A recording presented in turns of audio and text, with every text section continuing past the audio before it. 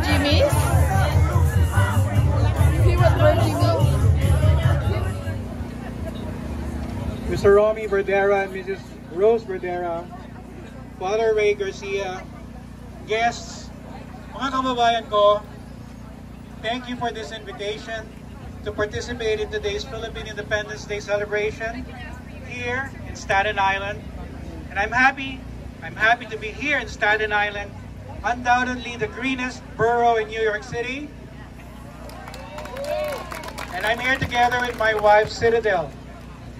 And I'm honored to be delivering the remarks surrounded by so many Filipino kababayans, hardworking officials of Long Island, and friends of the Philippines.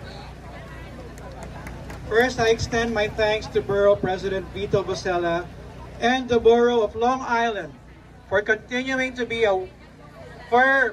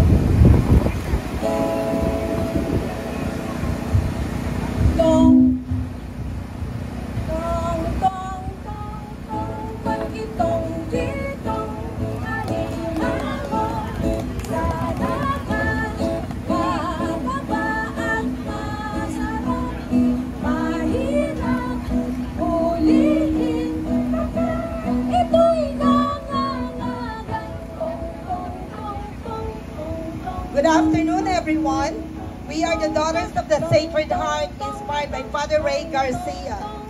Our group promotes the love and mercy of Sacred Heart through folk dances and music. By sharing our talents, we aim to enrich the cultural heritage and traditions of our community.